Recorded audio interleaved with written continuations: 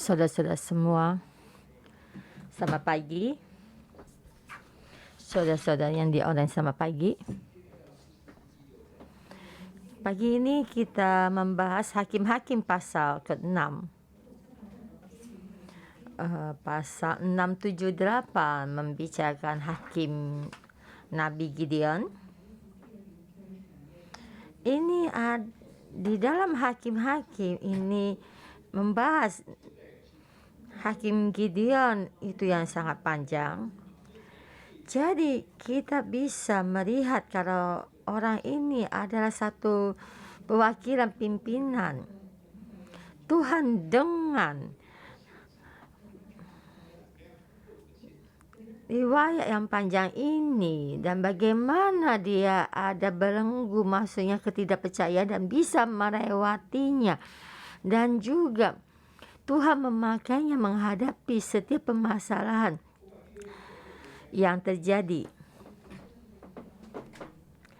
Saya memberi tema berani bangkit dengan keberanian untuk menjawab panggilan Tuhan. Intinya kita mesti menjawab panggilan. Intinya orang mesti mempunyai keberanian atau menjawab panggilan Tuhan. Kita banyak mempunyai pemikiran, pertimbangan. Kita masih banyak keterbatasan kita. Tetapi Tuhan melebihi semua keterbatasan kita. Di depan ada beberapa hakim mewakili mereka takut.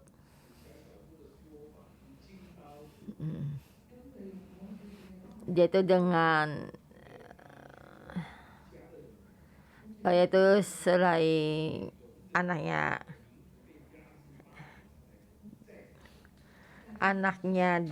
dia adalah anaknya Yoas, ya, orang Ibn, dan mereka diteka orang ini selama 7 tahun. Tapi orang yang paling takut Tuhan memakainya.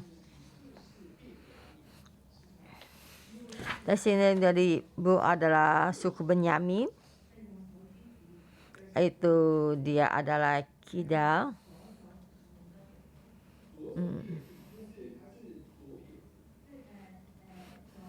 Iya, dia adalah Kidal.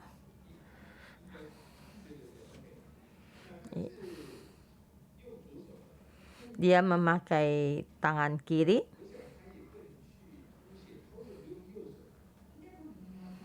Kenapa dia tidak pakai tangan kanan? Karena dia tidak bisa memakai tangan kanan. Kemungkinan tangan kanannya adalah cacat. Maka dia tidak memakai tangan kanan. Tetapi karena walaupun dia memakai tangan kiri, tapi Tuhan memakainya. Itu kita sampai ini Gideon, ya. Dia yang mengembalakan kambing. Dia orang yang paling rendah, tetapi Tuhan juga masih memakainya. Tadi ada Deborah. Walaupun tidak ada laki-laki dipakai, tapi Tuhan bisa juga memakai perempuan. Dan di depan kita di sini melihat perumpamaan ini. Sampai di Gideon ini kita sangat istimewa. Dia tidak percaya diri tapi angkuh. Dan pemikirannya banyak dibelokkan. Di saat Tuhan memanggilnya dan dia bersedia memakainya. Ayat pertama. Tetapi orang Israel melakukan apa yang jahat di mata Tuhan. Tetapi itu Tuhan menyerahkan mereka ke dalam tangan orang Midian 7 tahun namanya. Tapi apa yang dilakukan bangsa Israel ada jahat di mata Tuhan. Di ayat keempat, ya, orang melakukan kejahatan dan Tuhan membangkitkan orang dan juga memimpin atau mengaturnya, dan orang memohon kepada Tuhan. Dan Tuhan membangkitkan hakim. Dan juga orang juga terus melakukan kejahatan dan terus terulang kembali di dalam ini, terus terulang lagi. Dan ini sudah terulang 4 kali.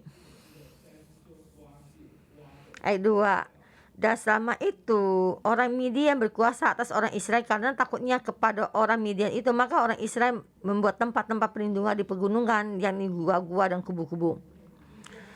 Yaitu penindasan ini ya sangat kuat. Dan mereka membuat gua dan juga bersembunyi sana, dan mereka sangat kasihan. Bukan hanya orang Midian, juga orang Amalek, juga orang yang sebelah timur juga mendatangi mereka dan menyerang bangsa Israel. Dan juga memusnahkan segala ternak dan juga semua hasil bumi mereka dan tidak meninggalkan makanan, ternak dan juga hasil bumi untuk mereka. Dan selalu datang menyerang bangsa Israel, dan apapun semua dirampas, dijarah oleh mereka. Dan kita lebih dahulu kita berbicara bagaimana musuh ini datang. Karena bangsa Israel melakukan kejahatan, maka Tuhan membangkitkan musuhnya untuk menyerang bangsa Israel. Sebenarnya musuh ini adalah musuh yang dulu belum diselesaikan, maksudnya belum dimusnahkan. Tidak seluruhnya dimusnahkan.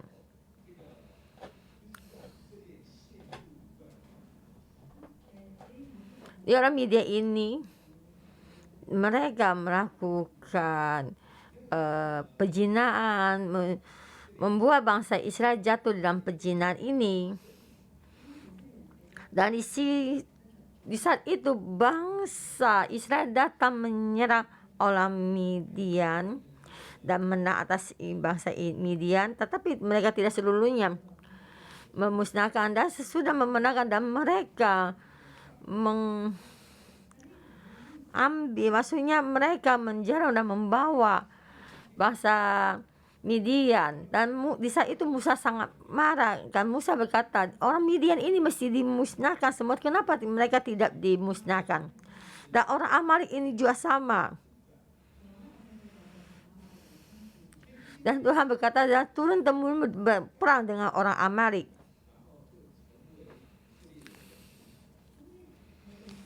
Dan musuh yang belum dimusnahkan ini sama oleh bangsa Israel, maka mereka perlahan dan bangkit dan menjadi kuat. Dan Tuhan berkata, dengan kekuatanmu engkau tidak memusnahkan mereka, dan sekarang berbalik mereka bangkit untuk memusnahkanmu. Jadi di dalam sisi kita melihat ini semua yang bangsa Israel yang lakukan. Jadi kenapa sekarang bisa sampai menderita? Di ayat ke-6. Sehingga orang Israel menjadi sangat merarat oleh perbuatan orang Midian itu. Lalu berserulah orang Israel kepada Tuhan. Ayat ke-7. Ketika orang Israel berseru kepada Tuhan karena orang Midian itu,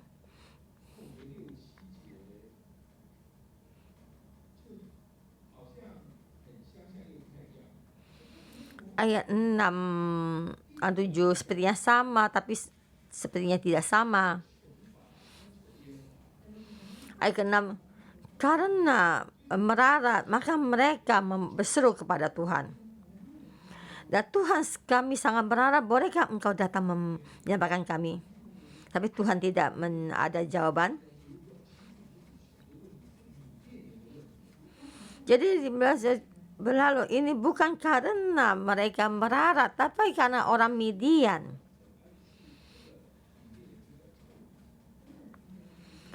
Jadi karena mereka tidak ada makanan, karena musuhnya adalah Midian, maka Tuhan mengutus nabinya datang kepada mereka. Ini mereka memohon di 3 pasal yang lalu, mereka memohon kepada Tuhan. Tuhan mengutus nabi kepada mereka. Dan seperti perumpamaan bayi menangis dan memberikan susu, ya. Dan juga ini mereka sudah melakukan berkali-kali dan sudah berewasi ratusan tahun dan sudah tentram beberapa ratus tahun dan sekarang sudah melaluinya. Tetapi sekarang di bangsa Israel dalam penderitaan dan Tuhan ingin mengajar bangsa Israel, maka di situ baru Tuhan membangkitkan nabi. Dan kenapa kalian sampai dalam penderitaan ini? Karena kalian tidak mendengar firman-Ku. Dan orang berkata pada Tuhan, Tuhan, saya ada musuh dan hari-hari saya tidak baik, saya di dalam jerat ini. Tuhan berkata, karena hubunganmu dengan saya ada satu permasalahan. Jadi seperti ini, kita moto kita, Tuhan dulu, manusia baru bumi. Bumi terjadi satu bencana yang besar, kita di tempat kerja kita banyak besar, ekonomi kita banyak permasalahan. Karena Tuhan berkata, karena hubungan ada terjadi permasalahan, karena hubungan kita dengan Tuhan ada masalah. Karena hubungan kita dengan Tuhan ada terjadi permasalahan. Dan manusia dengan manusia terjadi satu permasalahan. Bangsa Israel dan orang Midian terjadi satu permasalahan. Dan juga hasil bumi terjadi permasalahan. Ini tema kedua, memohon pada Tuhan, Tuhan pasti menjawab. Ayat 1-10, kita banyak permasalahan kita. Dari saat kita bersedia memohon kepada Tuhan, Tuhan pasti akan menjawab. Di tempat ini, ya intinya Tuhan itu mengajar.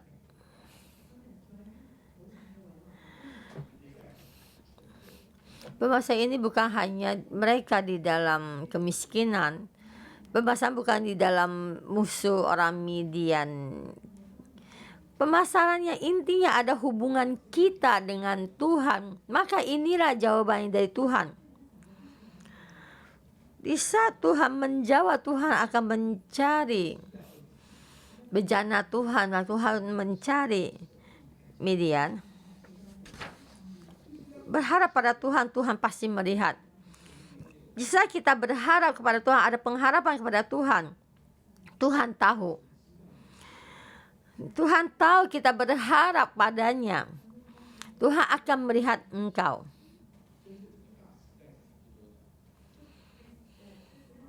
Walaupun kita satu tempat ini hampir sama. Kita banyak permasalahan kita sendiri.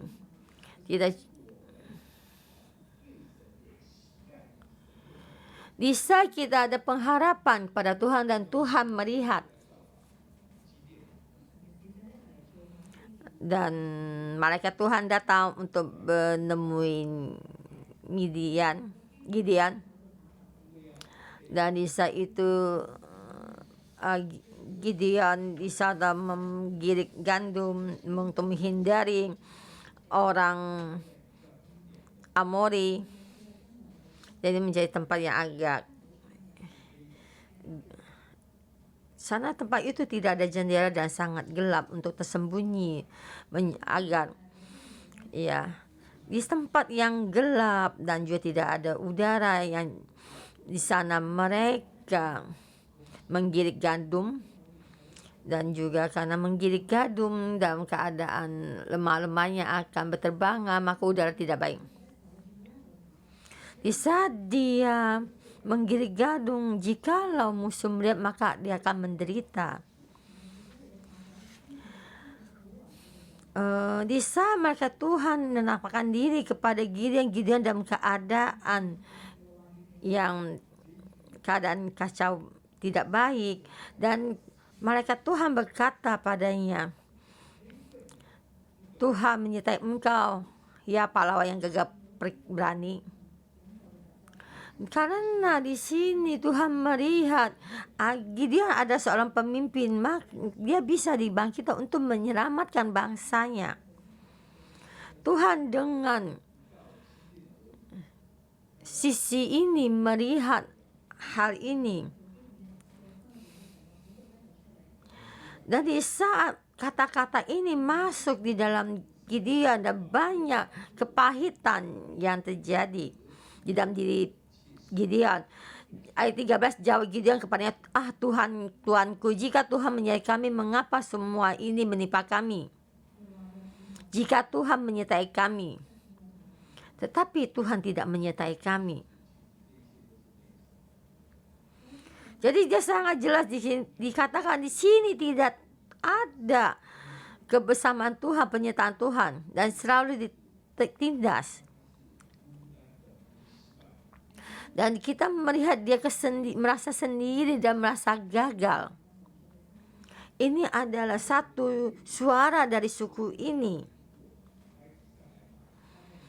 Di manakah segala perbuatan yang ajaibnya yang diceritakan oleh nenek moyang kami kepada kami, ketika mereka berkata, bukankah Tuhan telah menuntun kita keluar dari Mesir, tetapi sekarang Tuhan berbuang kami, menyerahkan kami dalam cengkraman orang Midian. Yaitu keputusasaan. Walaupun Tuhan membawa bangsa Israel keluar dari Mesir, tapi sekarang juga kamu tidak melakukan apa-apa. Engkau sudah membuat perjanjian dengan nenek moyang kami, tapi sekarang kami begini. Saya percaya engkau adalah Tuhan nenek moyang kami, tapi sekarang dia putus asa. Dan dia meninggalkan saya dan menyerahkan saya ke dalam tangan orang Midian. Dan Gideon merasa dia terbuang.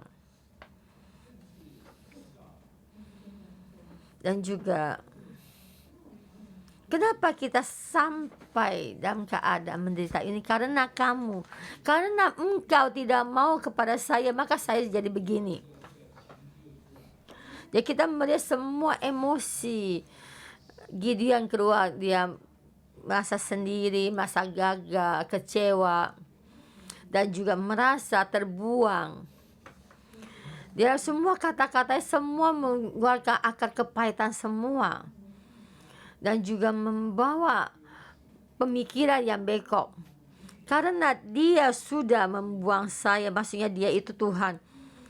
Sebenarnya orang Israel yang meninggalkan Tuhan, maka Tuhan meninggalkan mereka. Sebenarnya kamu yang meninggalkan Tuhan, tetapi sepertinya Tuhan yang meninggalkan mereka.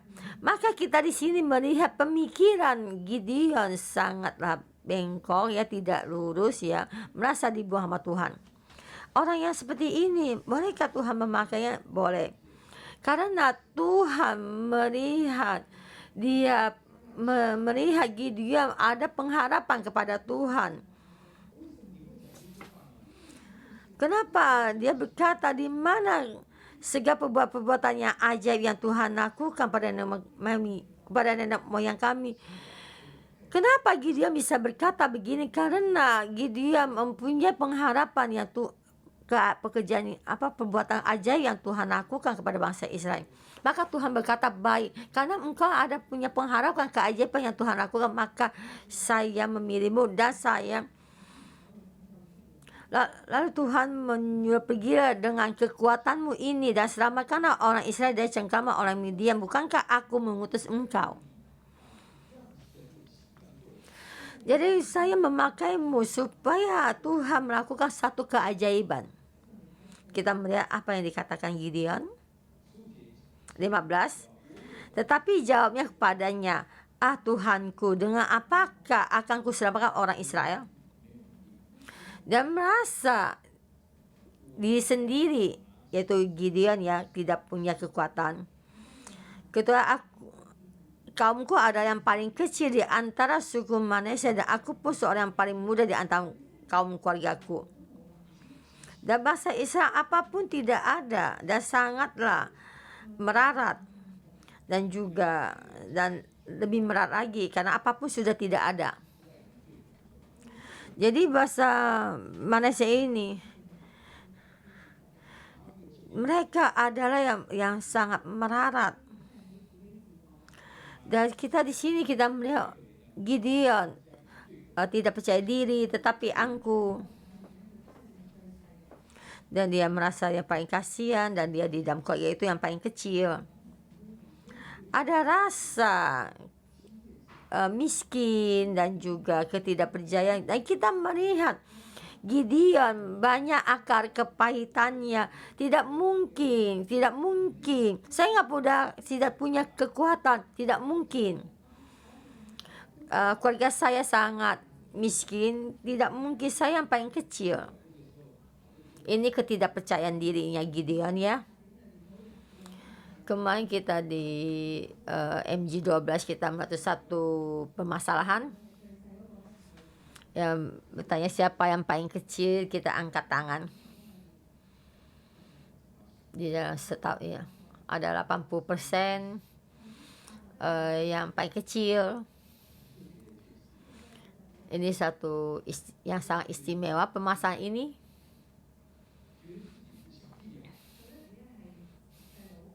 Kita merasa itu kita adik perempuan atau adik laki-laki. Kita mengikuti yang besar itu berjalan. Jadi di dalam rumah kita mempunyai suara untuk berbuka suara maksudnya. Dan di sini saya di rumah saya yang paling, suku saya yang paling miskin, dan saya di rumah saya yang paling kecil. Jikalau kamu begini, Tuhan akan memakai kamu. Tuhan bisa memakaimu. Dan Tuhan berkata, dan saya akan memakai engkau.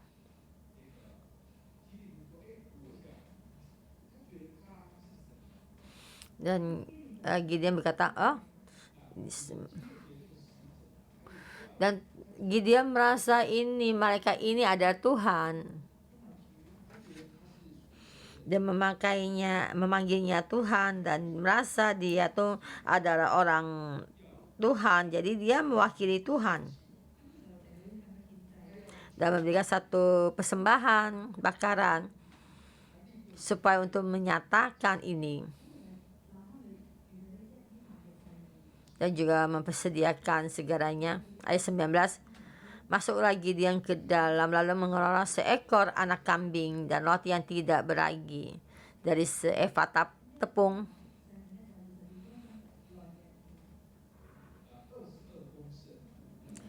Yaitu 22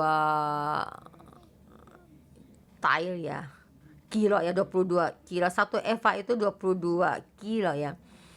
Dan dia berkata dia sangat miskin, tapi kenapa dia bisa langsung membuat satu kambing jantan dan juga satu tepung eva. Dan Tuhan juga melihat ini. Dan kita berharap pada Tuhan, dan Tuhan pasti akan melihat.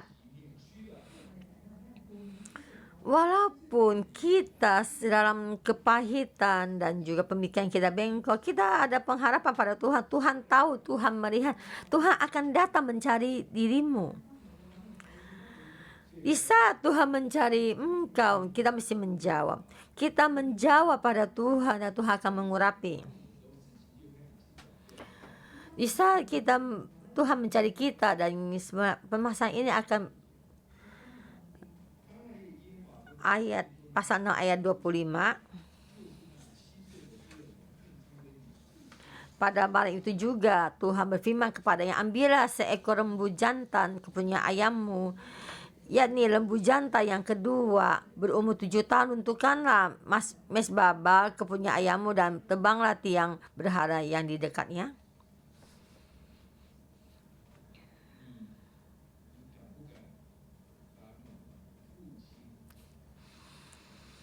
Beranikah engkau merubuhkan berhala mesbah ayammu, dan juga berhala Aramu kamu bongkar? Engkau berharapan pada Tuhan, kamu banyak permasalahan. Ini terhadap Tuhan bukan satu permasalahan, tapi permasalahan apakah kamu benar-benar mengikuti Tuhan? Tuhan berkata musnahkan semua, bongkar semua, maksudnya mesbah ayammu, dan data satu persembahan. Di sinilah kita menghadapi percobaan. Kita memohon pada Tuhan, Tuhan akan menjawab. Tapi Tuhan mempunyai satu bejana, dan kita berkata pada Tuhan, Tuhan saya banyak permasalahan kita sendiri. Tuhan berkata tidak ada masalah. Di saat Tuhan mencarimu, bersediakah engkau menjawab Tuhan? Maka Tuhan memberi satu permasalahan kepada Gideon, dan banyak semua yang Tuhan pakai seperti Samuel. Dan Tuhan berkata kepada Samuel, dan Tuhan berdeklarasi tentang penghakim keadaan keturunan Elia. Kamu ada di saat itu, saat kamu ada menjadi nabi ya, apakah kamu akan mengeluarkan deklarasi ini, maksudnya nubuat ini kepada orang tua angkat kamu yang kamu di dalam yang memelihara kamu, dan kamu beranikan melakukannya dan berani berbicarakan deklarasi yang Tuhan berikan. Sama seperti Gideon juga, beranikah engkau menjawab panggilan Tuhan, dan saat engkau berani maka Tuhan akan memakaimu. Dan Gideon melakukan tapi tidak berani melakukan pada siang hari, maka dia melakukan pada malam hari. Dia memanggil memakai 10 hambanya. Ternyata dia banyak hamba. Umpama ada 20 hamba, dia memilih 10, tidak separuh. Saya di Hong Kong mengenal satu orang, ada 4 orang hamba ya. Jadi rumahnya itu sangat besar. Dia memilih 10 hambanya. Dan sini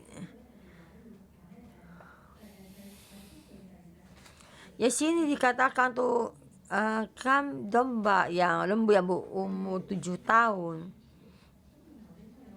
Dan sapi mungkin kerbau ada yang berbeda. Dan juga dia memelihara banyak hamba. Orang yang sangat kaya raya tetapi dia merasa dia sangat miskin. Jadi pemikiran yang bengkok. Ini adalah bejana yang bengkok pikirannya. Dan dia membongkar berharap mesbah ayahnya. Dan besok paginya kita orang melihat ayat 10. Sesudah itu berkatalah orang-orang kota itu kepada Yoas, bawalah anakmu itu keluar, dia harus mati karena ia telah merobohkan mesbah Baal, dan karena ia telah menebang tiang berhala yang di dekatnya.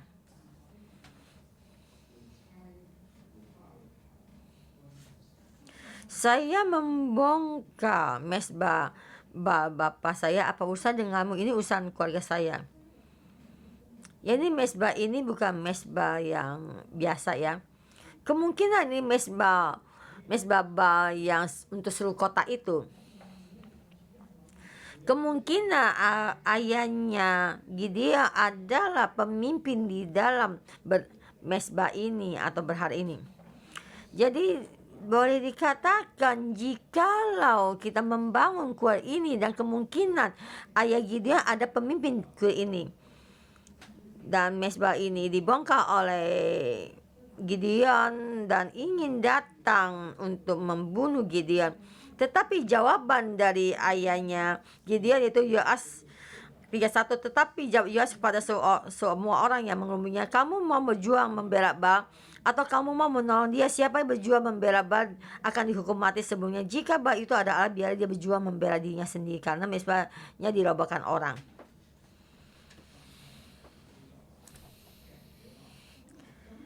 Jadi tidak mau hanya jadi sebagai pemimpin dari kuil itu, tetapi boleh kita lihat, kita melihat kalau ayahnya Gideon ada suatu pemimpin yang paling besar.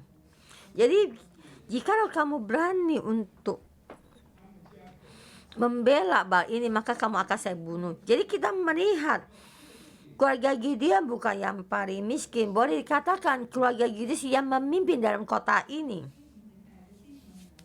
Jadi di sini bisa menyatakan pemikiran Gideon yang bengkok, karena dia merasa tidak sangat miskin dan juga di dalam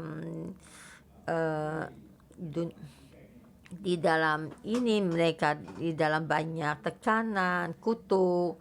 Ya, jadi bapaknya yang membangun kuil dan bapaknya juga mungkin adalah ketua mafia. Ini satu perumpamaan contoh ya, kemungkinan. Karena di sini banyak dari kutuk, jadi pemikirannya tuh dibengkokkan. Dia berharap kepada Tuhan. Tuhan mencari Gideon dan Tuhan menjadi satu percobaan dan berkata kepada Gideon, engkau bongkar mesbah Baal ayahmu. Dan Gideon berani membongkar mesbah Baal ayahnya, dan di situ kita melihat orang Gideon berani melakukannya. Dan di saat orang Midian datang dan rohnya Tuhan hadir menguasai Gideon. Dan kita di sini melihat Gideon berani menjawab panggilan Tuhan. Dan dia berharap pada Tuhan dan berani menjawab panggilan Tuhan. Biarpun permasalahanmu seberapa besar, walaupun seberapa besar kutuk di dalam keluargamu, keluargamu membangun kuil dan membangun kuil besar, dan pemimpin mafia, pemikiranmu bengkok, dan terhadap Tuhan banyak akar kepahitan. Kamu bersedia menjawab Tuhan. Di dalam dunia kegelapan ini Tuhan bisa memakaimu. Kita bisa berdoa.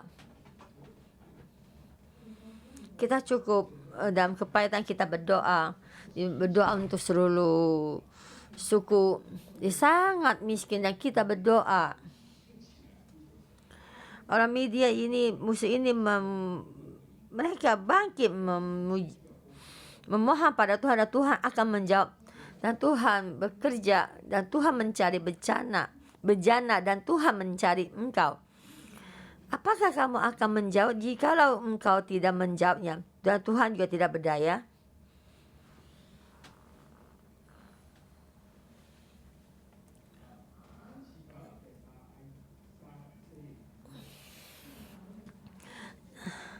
Di saat Firaun membunuh anak laki-laki di Israel di Mesir, dan bangsa Israel memohon ya kepada Tuhan, dan Tuhan belum menjawabnya, dan Tuhan belum menjawab, belum bisa mendapatkan menjadi orang yang seperti Gideon yang tinggi besar. Dan di saat itu Tuhan menjawab keluhan bangsa Israel, tetapi mesti menunggu 40 tahun. Di saat itu Musa hadir, dan Musa bukan lagi menjadi pangeran Mesir, tetapi Musa membunuh orang Mesir dan melarikan diri selama 40 tahun lagi. Maka Tuhan bukannya menjauh, tetapi menunggu sampai 80 tahun. Dan apa di saat ini engkau berdoa, tapi sampai kepada kecucumu atau cicit kamu Tuhan baru menjawab, atau mereka baru melihat doa ini. Karena tidak ada bejana yang bisa Tuhan pakai, dan mereka tidak ada yang bisa dipakai. Kita lihat Otip sangat biasa, Deborah sangat biasa, dan juga sangat biasa, tetapi Tuhan memakai mereka. Mereka ada orang yang tidak diindahkan, maksudnya diremehkan. Sebab pun kamu tidak tahu, kamu banyak permasalahan. Saya orang Gideon juga tidak tahu karena keluarganya ada banyak kutuk dari keturunan. Dan dia juga tidak tahu kalau pemikirannya bengkok.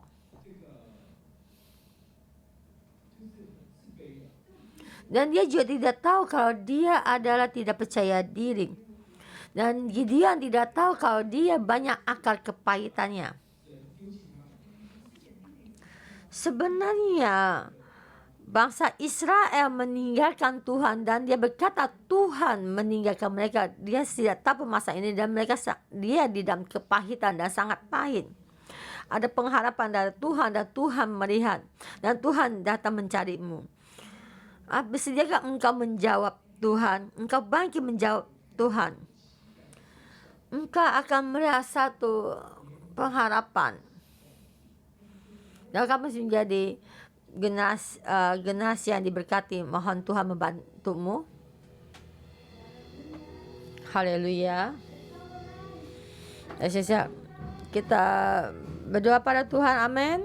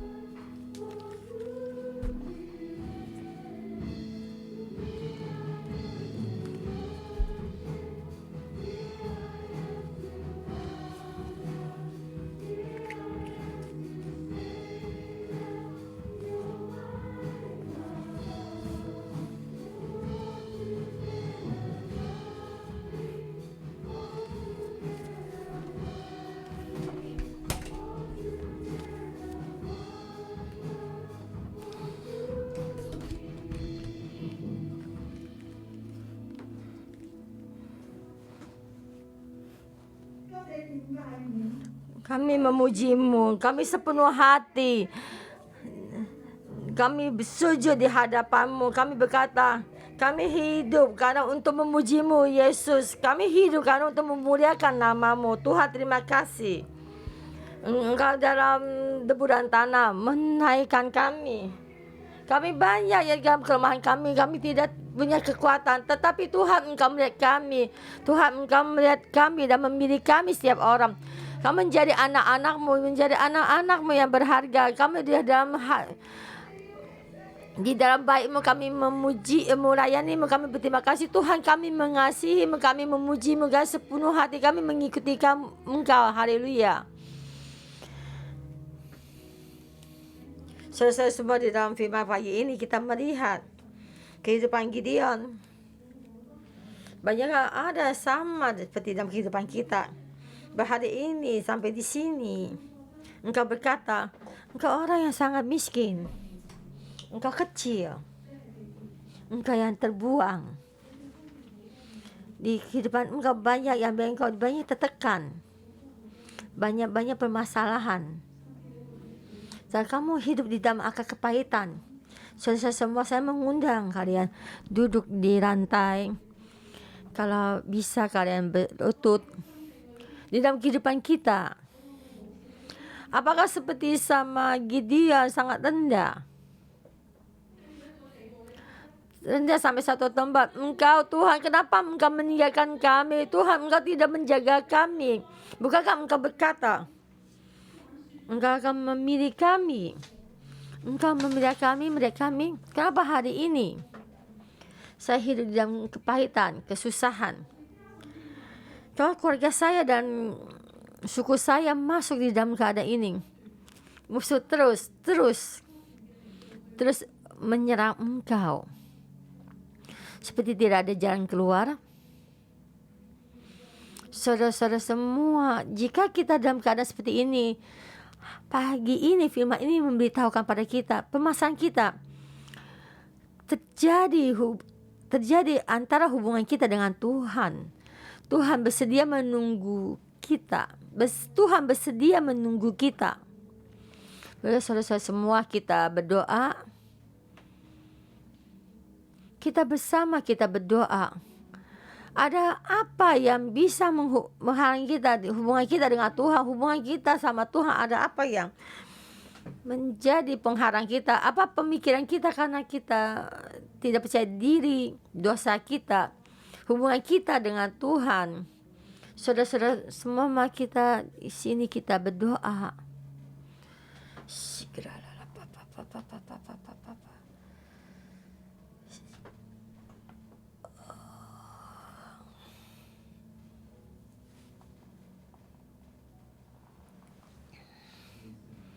Tuhan, Engkau ampuni dosa kami. Tuhan, kami di hati kami banyak kelemahan kami. Kami tahu Engkau Tuhan. Kami mengenal Engkau. Tetapi di saat penyakit datang, kami takut, kami khawatir. Tuhan, kami seperti tidak mengenal-Mu dan seperti tidak ada Tuhan. Dan kami selalu di saat permasalahan datang, keekonomian datang, kami datang mencari cara lain. Kami meninggalkan-Mu. Tapi apa akan menyembah berharap lain akan bisa membantu saya. Tuhan, ampuni kami. Kami mengenal-Mu, tapi kami tidak mengandalkan-Mu. Di saat kami ada masalah, kami memilih untuk meninggalkan, tapi juga mengandalkan kekuatan kita.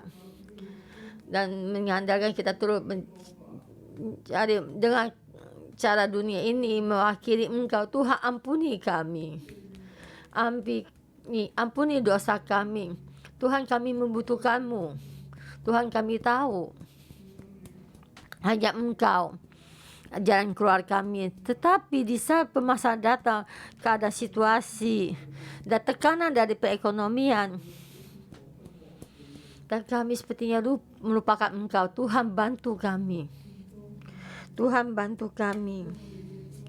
Keluarga kami hubungan dengan sesama dan dicuri oleh musuh kami, tapi perekonomian kami dirampas oleh musuh kami. Kesehatan dalam tubuh kami juga diserang oleh musuh kami. Tuhan bantu kami, ampuni dosa kami, bantu kami. Tuhan, kami membutuhkan Engkau. Tuhan, kami membutuhkan Engkau.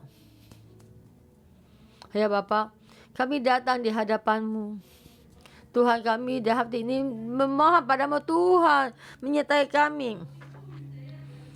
Ya, apa yang kami bisa lakukan ini? Tetapi dalam masuk dalam keadaan seperti ini, Tuhan, kami di hadapan-Mu, kami taubat dan kembali padamu. Kami menunang kembali di saat Engkau bagaimana membimbing kami sampai mengenal Engkau. Di sini bagaimana kami datang mengikuti Engkau, melihatkan keajaiban-Mu.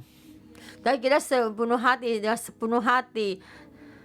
dan kami berkata padamu, kami hari ini berkembali padamu, kami menunjukkan kembali pekerjaan-Mu. Tuhan, kami memuji-Mu dan memuliakan-Mu. Pilihan-Mu tidak pernah salah, tidak pernah meninggalkan kami, tapi kami yang meninggalkan Engkau. Tapi kami di sini bangkit, kami berkata, Tuhan, dengan kembali lagi untuk kembali padamu, kembali lagi untuk kembali padamu. Saudara-saudara semua, Engkau melalui satu keputusan, untuk kita sekali lagi kita kembali kepada Tuhan.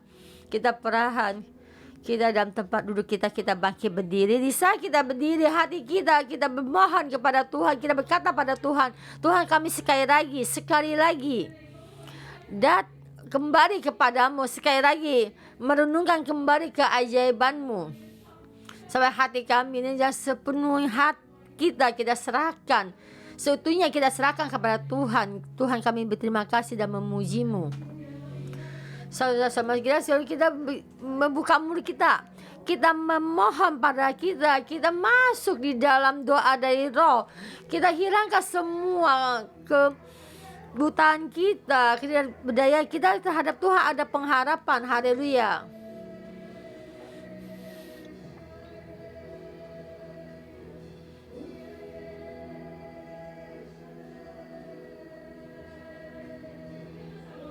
Dan hari ini Tuhan berkata, prajurit yang kuat, Tuhan menyertai-Mu.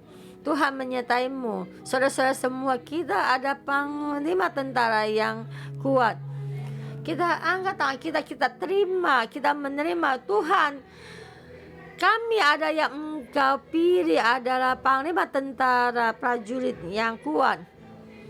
Tuhan, kami membutuhkan Engkau.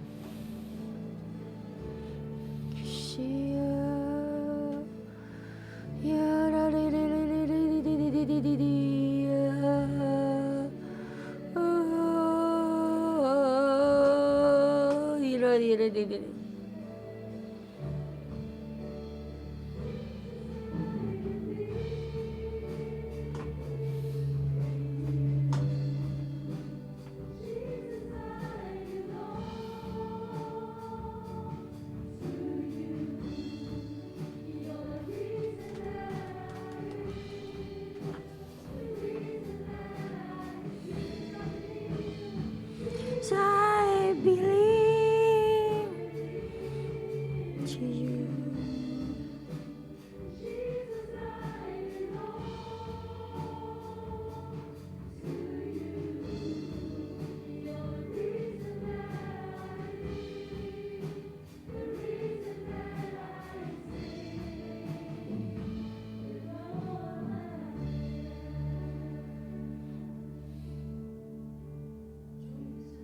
Tuhan, Engkau Roh menyertai kami, Engkau memberi kami, Tuhan, Engkau di dalam ini, di tengah-tengah kami, Engkau Tuhan yang menyertai kami. Kami sini, kami mengenal Engkau Tuhan yang memberi kami dalam kami melihat keajaiban yang Engkau lakukan dan semua. Engkau mengharapkan karyanya Tuhan, dan kita berteduh di hatimu, merenungkan keajaiban pekerjaan Tuhan di dalam dirimu, dalam keluargamu, dalam Hong Kong, di seluruh dunia. Hatimu ada satu mengharapkan pekerjaan Tuhan yang ajaib.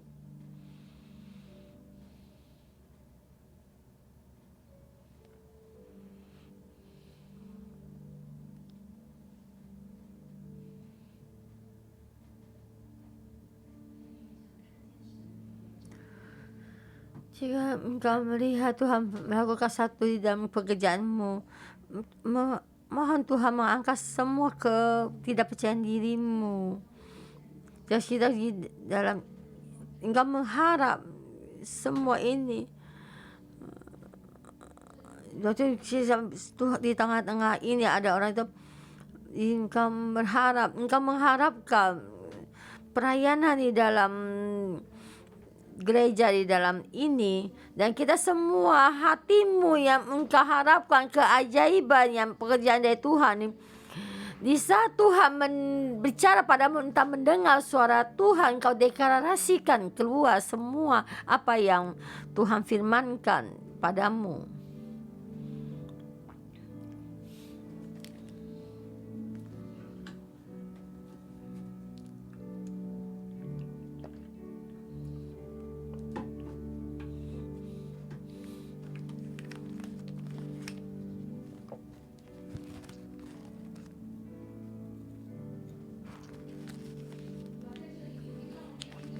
Dan kita setiap orang memohon, setiap orang memohon padamu di hadapanmu berdeklarasi.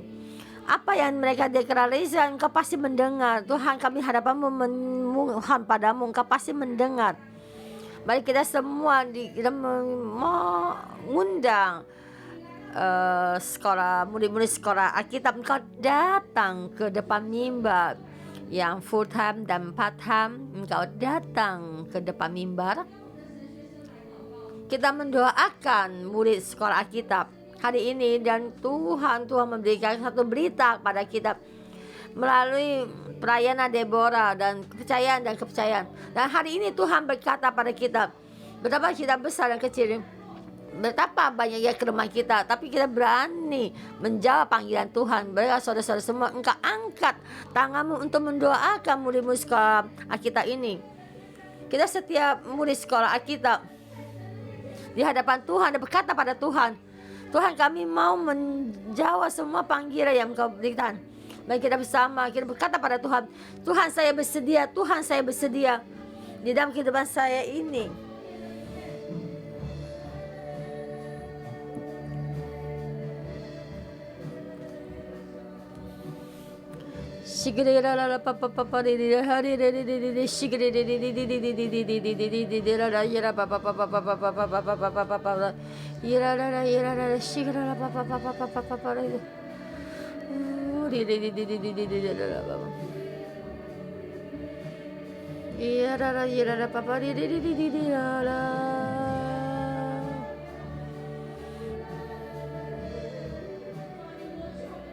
Engkau semua angkat, ambil semua di dalam ketidakpercayaan diri kami dalam kami ini. Dan semua ini kami berkata kami tidak mungkin. Kami sudah di dalam keluarga kami menyembah berharap, membangun kuil. Kami di sana ini tidak penting. Jadi kami semua ini bukan yang paling kecil, yang paling lemah. Tuhan, kami sekarang datang di hadapanmu di dalam sini, berdiri di hadapanmu. Tuhan, kami bersedia. Kami mempunyai hati yang bersedia. Pakailah kami. Berbeda sama saudara semua. Kami bersedia untuk mempersembahkan diri kami, untuk berkorban untukmu.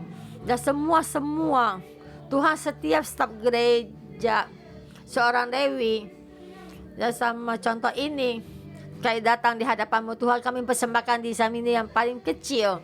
Kami di hadapan Engkau dan berkata pada Tuhan, Tuhan, kami bersedia. Kami siang di sini berkata, dan Tuhan adalah Salom. Dan sekarang bersama di hadapan Tuhan. Dan juga Gideon satu